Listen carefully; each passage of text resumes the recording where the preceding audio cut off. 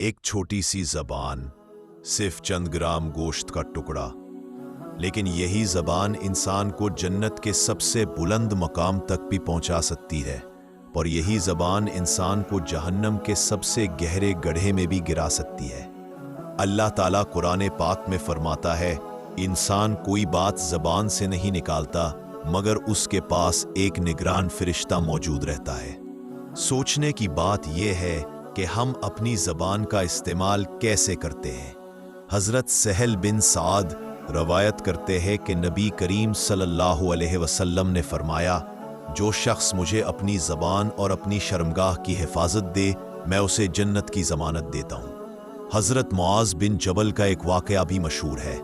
وہ فرماتے ہیں کہ میں نے نبی کریم صلی اللہ علیہ وسلم سے عرض کیا، یا رسول اللہ صلی اللہ علیہ وسلم، کیا ہم اپنی زبان سے کہے ہوئے الفاظ کی وجہ سے بھی پکڑے جائیں گے؟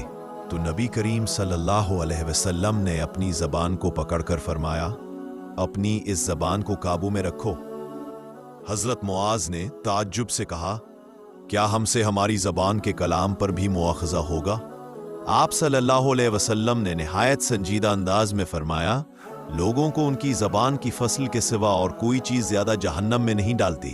زبان دراصل ایک ایسی تلوار ہے جو اگر حق کے لیے استعمال ہو تو ذکر، دعا، نیکی اور صدقہ جاریہ بن جاتی ہے، لیکن یہی زبان اگر برائی میں چلے تو غیبت، جھوٹ، بہتان، گالیاں اور دل آزاری کا ذریعہ بن کر انسان کے نمازوں اور روزوں تک کو ضائع کر دیتی ہے۔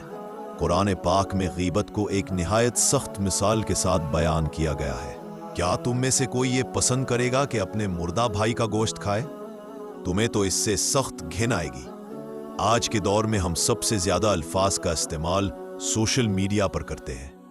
ہر کمنٹ، ہر میسج، ہر پوسٹ، یہ سب فرشتوں کے ریکارڈ میں محفوظ ہو رہا ہے۔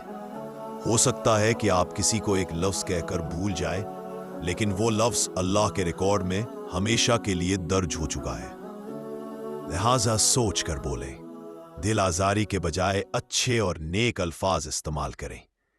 کیا خبر کہ آپ کا ایک لفظ کسی اور کی زندگی بدل دے، اور وہی لفظ آپ کے لیے جنت کا ذریعہ بن جائے۔ اب سوال یہ ہے، آپ اپنی زبان کو قابو میں رکھنے کے لیے کیا کرتے ہیں؟ اپنا تجربہ دوسروں کے ساتھ شیئر کیجیے تاکہ شاید آپ کا ایک جملہ کسی کے لیے ہدایت کا راستہ بن جائے۔